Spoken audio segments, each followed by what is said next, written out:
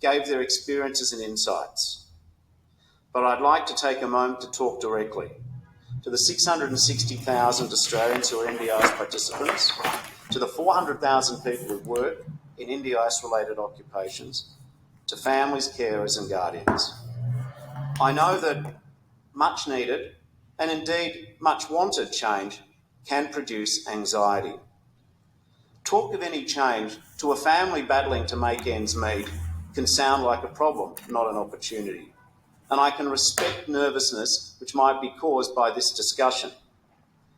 I just want to reassure these people who've battled hard to create an NDIS and to get their packages of support, we will work with you to make sure that people are getting the right support in the right way. Yeah. Under this government, this scheme will continue to grow.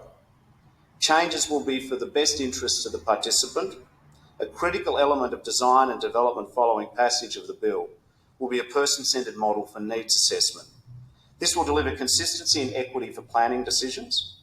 Access to the NDIS should not depend on how rich you are or who you know or the reports that you're able to procure. This change that we're talking about will not take effect until design is done and new rules are made. Transition will take time and we don't seek to rush that. Importantly, agreement by all state and federal governments means the NDIS will become one part of a larger ecosystem of supports rather than being in danger of being the only lifeboat in the ocean. On the National Disability Insurance Act of 2013, the NDIS Act, and we have 4 goals. 1, that the NDIS provide a better experience for participants. 2, that the scheme be restored to its original intent to support people with significant and permanent disability. 3, that the scheme be equitable. And 4, that the scheme be sustainable. Now, the bill has 2 parts. One section lays the foundations for implementing key review recommendations, particularly those around planning and budget setting. I want to go through some of that with you. Once you're in the scheme, you will get a plan based on your support needs. What we all want is a more dignified, person-centred process that assesses needs to determine a consistent, accurate and fair budget, and that budget can be spent flexibly. This starts with the needs assessment that we'll work on with the disability sector to make sure we get it right. I want to be clear. Reasonable and necessary remains the core basis on which your support needs are met through the scheme. This bill proposes no changes to the reasonable and necessary core operating principle of the NDIS. But your needs assessment will look at your support needs as a whole, and we won't distinguish between primary and secondary disabilities any longer. If over time your support needs change, because it's a significant change in your function, your information can be updated with a new support needs assessment. The result will be a budget for disability supports that are fit for you, that reflect the support needs for your disability. You can spend this budget flexibly in line with your own support needs because you know them best. But everyone will need to manage their NDIS budget just as we do with our household budgets. We will be clear about what supports can and can't be funded by the NDIS to help you make informed choices and have confidence that you're using your NDIS funds within what is allowed. However, these changes will be will be developed with people with disability and the disability sector. This will take time to get right. The legislation is starting to deliver our vision for a future NDIS. This legislation is not an end in itself. Until the rules and subsequent legislative instruments are made, the current planning rules will continue to apply and to best realise their full social and economic participation in Australian society. However, all the changes to budget setting aim to provide participants with greater clarity and transparency, fairer and more consistent decision-making and improved participant satisfaction. Creating this budget framework aligns with the original intent of the NDIS to support people with a permanent significant disability as part of a larger landscape of supports outside the NDIS. Critical for improvement. But before we can introduce these things, a lot of work needs to be done collaboratively with people with disability, their families and rep organisations and state and territory governments. Therefore, there are some operational changes that need to be made. This is the second part of the bill. Now again, I know that some people feel anxious when we talk about scheme sustainability, and what they hear instead is, do I lose something? And there is still some media commentary that still unfairly targets people with disability in a way that is stigmatising and deeply unfair. And of course, we live in the age of social media. So to meet some of the rumours head on, I say 1, psychosocial disability is still included in the NDIS full stop. 2, autism is still recognised as a disability, full stop. And 3, there are many good service providers in the scheme. But at the same time, we do need to have an honest conversation about the scheme. It cannot keep growing at the same rate that it is now. It can keep growing, but it just can't keep growing at 16% annually as it has in the past few years. The Disability Reform Ministerial Council is on record as saying that without timely action to improve outcomes for people with disability, the NDIS is projected to grow to more than 1 million participants and cost up to $100 billion a year by 2032.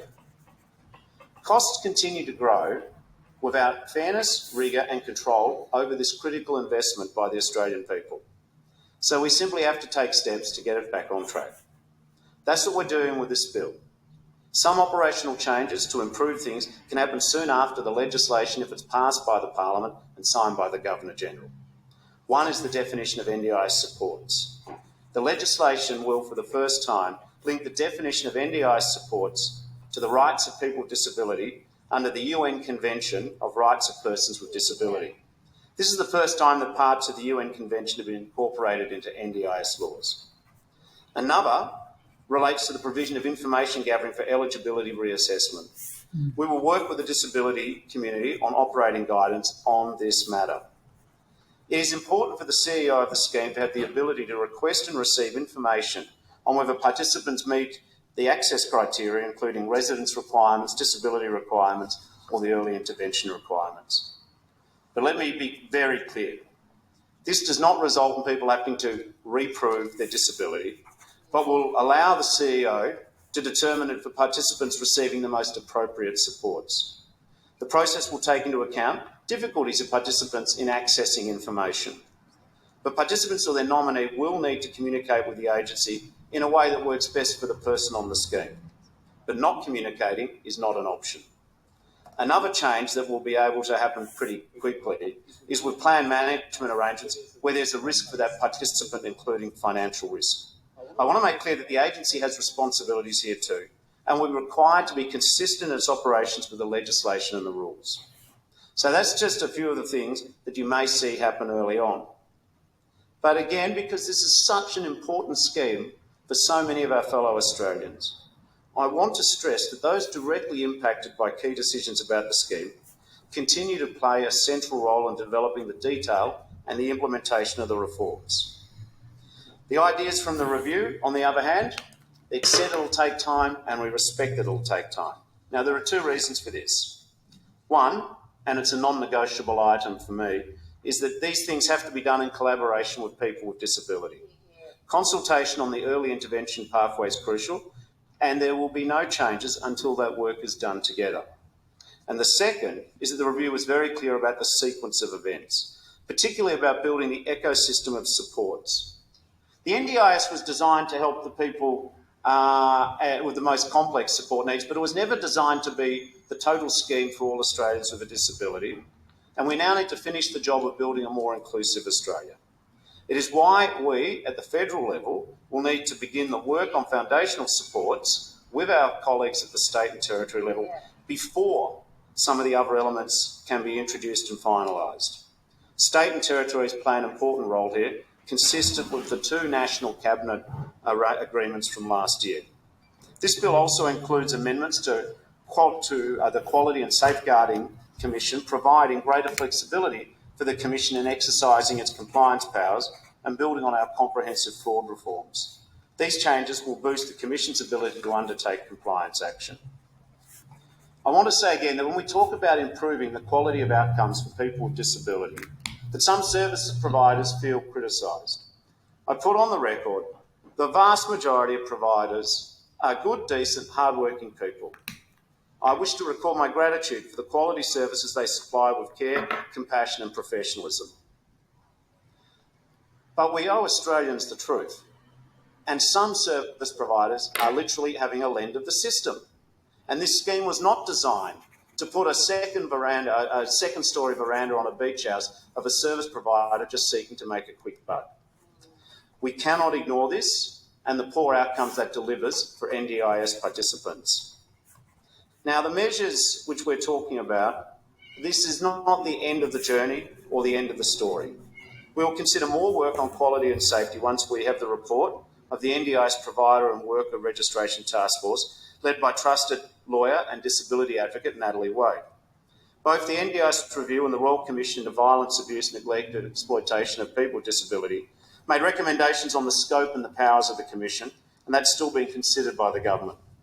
We need to make sure we understand the various interactions before the recommendations of both reports before we consider taking action, and I acknowledge the hard work of my colleague, the Minister for Social Services, in supporting this work. What I've outlined today requires national coordinated effort across all governments and from each and every one of us as members of the community. These reforms will not happen overnight. There'll be a significant piece of work to design this pathway, and I again ask for the support and the contribution of the disability sector. But I do say to my friends in the state and territory governments today as we table this bill, we've tabled the bill today to be transparent. This reform process has been in the making since we commissioned the NDIS review nearly 18 months ago. Some think we're going too fast, others think we're going too slow. I just want the best for Australians with disability, as I know this Parliament does. I acknowledge there are questions and concerns of my colleagues in the states, and we will generally work to resolve issues and allay fears. There is no arrogance or hubris with the introduction of this bill. This is, in the government's best judgment, the time to start this stage of our reform journey. It is in line with the National Cabinet agreement to introduce legislation in the first part of this year, and we're delivering on that promise. As I say, I can only imagine that there will be some anxiety about any talk of changes within the disability sector. But the NDIS, as we all know, is not working quite the way it should, and it's not working consistently and well enough for many people. This is our chance to make it right. This is our chance as a Parliament to help finish the job. If you have a significant and permanent disability, which has quite an impact on your functioning, you will be covered by the NDIS. If you have a developmental delay, which can be supported by another means of support other than an individual package, you will get what you need. There is nothing to be afraid of during this transition about your future on the scheme.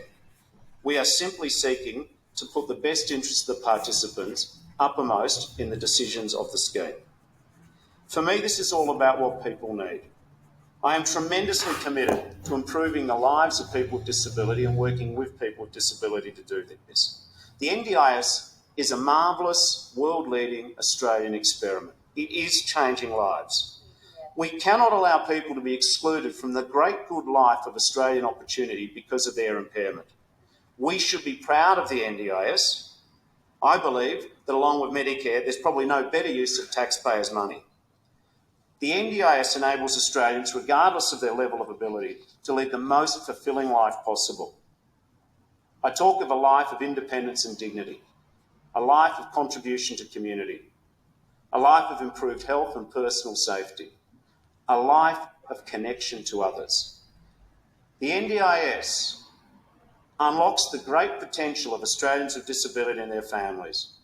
It enables them to participate in the life of our country on their own terms. We should never change in fear, but we should never fear to change.